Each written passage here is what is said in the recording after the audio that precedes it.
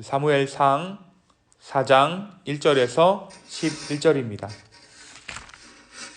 우리 한 절씩 교독하시고 마지막 절은 함께 읽겠습니다. 제가 먼저 읽습니다. 이스라엘은 나가서 블레셋 사람들과 싸우려고 에베네셀견에 지치고 블레셋 사람들은 아벡에 진쳤더니 블레셋 사람들이 이스라엘에 대하여 전열을 벌이더라. 그 둘이 싸우다가 이스라엘이 블레셋 사람들 앞에서 패하여 그들에게 전쟁을 죽임을 당한 군사가 4,000명 가량이라. 백성이 진영으로 돌아오매 이스라엘 장로들이 이르되 여호와께서 어찌하여 우리에게 오늘 블레셋 사람들 앞에 패하게 하셨는고 여호와의 언약궤를 실로에서 우리에게로 가져다가 우리 중에 있게 하여 그것으로 우리를 우리 원수들의 손에서 구원하게 하자 하니 이에 백성이 실로에 사람을 보내어 그룹 사이에 계신 만군의 여호와의 언약궤를 거기서 가져왔고 엘리의 두 아들 홈니와 비느하스는 하나님의 언약궤와 함께 거기 있었더라. 여호와의 언약궤가 진영에 들어올 때에 온 이스라엘이 큰 소리로 외치매 땅이 울린지라. 블레셋 사람이 그 외치는 소리를 듣고 이르되 히브리 진영에서 큰 소리로 외침은 어찌 됨이냐 하다가 여호와의 궤가 진영에 들어온 줄을 깨달은지라. 블레셋 사람이 두려워하여 이르되 신이 진영에 이르렀도다 하고 또 이르되 우리에게 화도다. 전에는 이런 일이 없었도다. 우리에게 화로다. 누가 우리를 이 등한 신들의 손에서 건지리요. 그들은 광야에서 여러 가지 재앙으로 애굽인을 친 신들이라. 너희 블레셋 사람들아 강하게 되며 대장부가 되라. 너희가 히브리 사람의 종이 되기를 그들이 너희의 종 되었던 것 같이 되지 말고 대장부같이 되어 싸우라 하고 블레셋 사람들이 쳤더니 이스라엘이 패하여 각기 장막으로 도망하였고 살육이 심히 커서 이스라엘 보병에 엎드러진 자가 30,000명이었으며 함께 읽습니다. 하나님의 궤는 빼앗겼고 엘리의 두 아들 홈니와 비느하스는 죽임을 당하였더라. 아멘. 오늘은 나같이 우리가 사무엘상 4장의 말씀을 함께 묵상하도록 하겠습니다. 우리가 지난 3장의 말씀을 통해서 선지자로 부름받은 사무엘의 이야기를 함께 나누었습니다. 하나님께서 그를 어떻게 축복하셨습니까? 사무엘이 자라매 여호와께서 그와 함께 계셔서 그의 말이 하나도 땅에 떨어지지 않게 하시니 라고 기록하고 있어요. 오늘 말씀은 그 사무엘의 예언 가운데 하나님께서 어떻게 성취하셨는가를 보여주는 또 하나의 본문입니다. 오늘 본문의 시작은 이스라엘과 블레셋의 전쟁 장면으로 시작됩니다. 이스라엘은 에베네셀이라는 지역에서 그리고 이 블레셋은 아벳이라는 곳에서 서로 진을 치고 대치하는 상황 가운데 있어요. 우리가 후에 보겠지만 사무엘이 세운 사울 왕 그리고 다윗 왕 때도 등장하죠. 다윗과 대적하는 장수 골리앗 역시 블레셋 장수였습니다. 이 사사시대에는 하나님께서 이방 민족들을 통하여서 이스라엘을 다루셨는데 이때에는 특별히 블레셋을 통하여서 하나님께서 이스라엘을 다루셨어요. 그들이 전쟁을 치는 곳은 그들이 진을 친 곳은 에베네셀이라는 지역이었는데 그곳에서 대치하고 있고 그곳에서 전투하였을 때 그들은 4,000명의 군사가 목숨을 잃게 됩니다.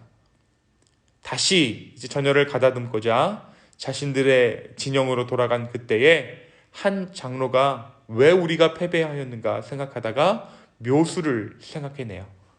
그 묘수란 다름 아닌 실로에서 성막이 있는 그곳에서 언약궤를 빼내서 전장 가운데 두면 그 언약궤로 말미암아 그들이 승리를 거두게 될 것이다 라는 생각이었어요.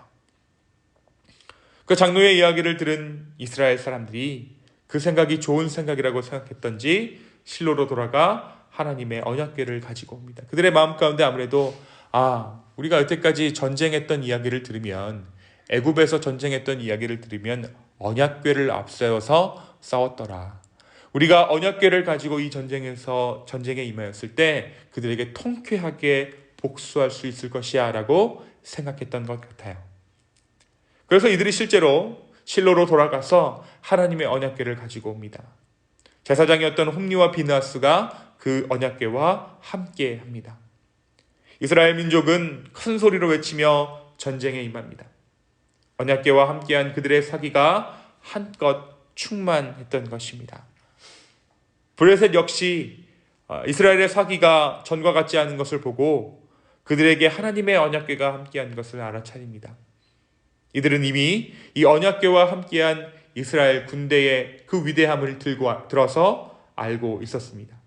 이스라엘 군대가 언약궤와 함께하였을 때 이스라엘이 애굽을 물리쳤고 가나안의 수많은 족속들을 정복했다는 것을 그들이 알았다라는 것이죠. 그래서 사람들이 그들이 먼저 알았습니다. 8절에 보면 우리에게 화로다. 누가 우리를 이 능한 신들의 손에서 건지리요? 그들은 광야에서 여러 가지 재앙으로 애굽인을 친 신들이라. 그러니까 여호와가 하나님께서 워낙 강력한 신이었기 때문에 그들이 여러 명의 신인 줄 알았던 것이고 또 10가지 재앙을 내려서 이스라엘 백성들이 그 출애굽 당시에 탈출한 것을 알았기 때문에 그 하나님의 존재가 여러 신인 줄 알았던 것이에요. 강력한 것을 이미 이 블레셋 군대가 알고 있었습니다. 하지만 그들 가운데 누군가가 외칩니다. 블레셋 군대들아 강한 용사가 되어라. 이들이 우리의 종이었었다. 우리가 다시는 이들이 우리에게 종이었던 것처럼 우리가 그들처럼 되지 말고 오늘 이 전장에서 승리하자. 결국 이 전쟁에서 결과가 어떻겠다고 말씀이 이야기하고 있습니까? 그곳에서 이스라엘 군대가 처참히 패배해요. 3만 명가량이 죽습니다. 그들은 언약궤를 블레셋에 빼앗겼고 홈리와 비느하스는 그 전쟁에서 목숨을 잃어요. 우리 뒤에 보겠지만 이 소식을 전해들은 제사장 엘리가 의자에서 미끄러져서 비둔한 몸을 이기지 못한 나머지 목뼈가 부러져 죽게 됩니다. 이것이 사무엘상 4장이 전하고 있는 엘리 집안의 몰락이고 이스라엘 백성들이 겪고 있는 환난입니다. 여러분, 오늘 말씀이 먼저 우리에게 무엇을 말해주고 있습니까? 이 이스라엘 민족이 언약궤를 가지고 나아간 것이 잘못된 것일까요? 아니죠.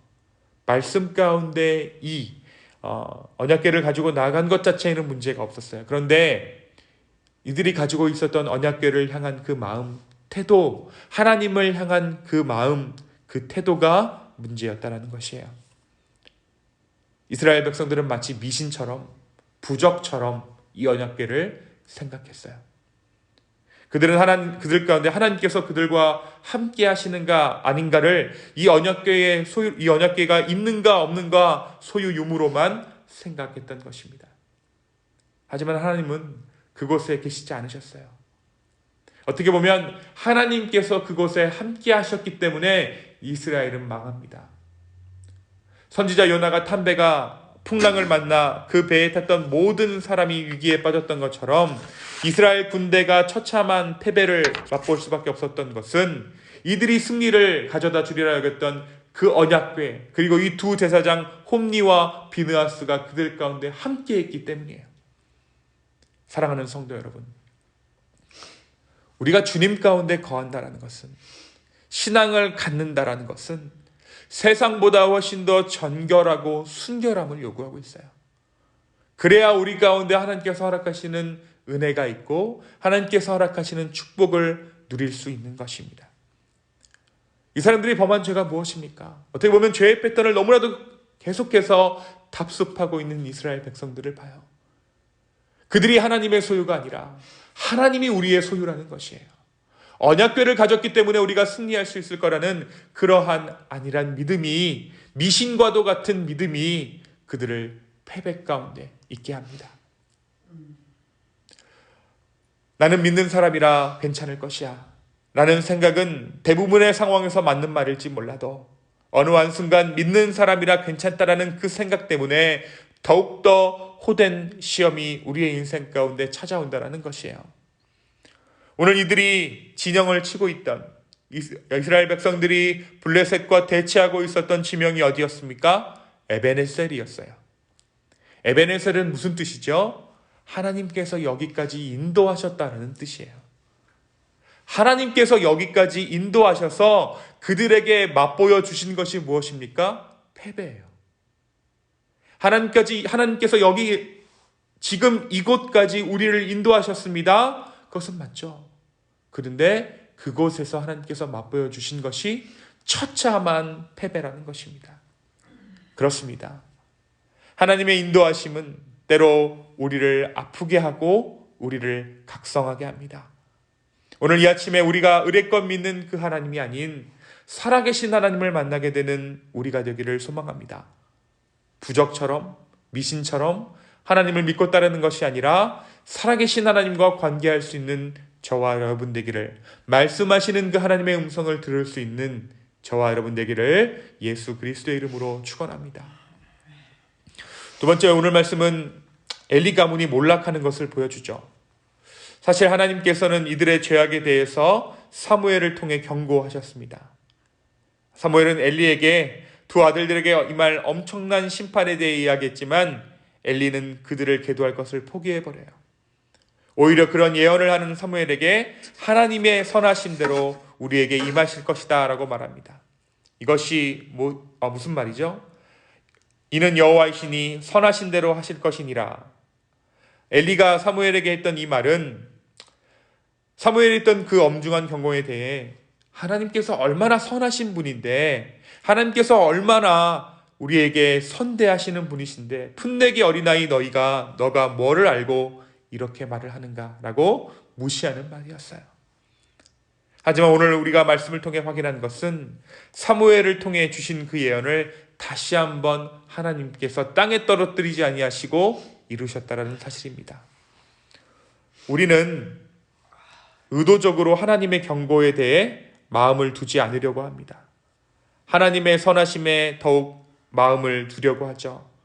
하지만 주와 진정으로 동행하는 자들은 이 하나님의 경고에 귀를 기울이는 자들입니다. 우리가 하나님의 어떠한 경고에 각오하고 맞닥뜨리면 그것 가운데 은혜가 있습니다. 그러나 은근슬쩍 넘어가려 하면 반드시 그것에 대한 대가를 치르게 하는 것이 주님이심을 우리는 성경 곳곳에서, 그리고 오늘 이 말씀 가운데 깨닫게 됩니다. 그래서 우리는 늘 겸손한 마음이 필요합니다. 늘 겸손한 마음이 우리를 구원합니다.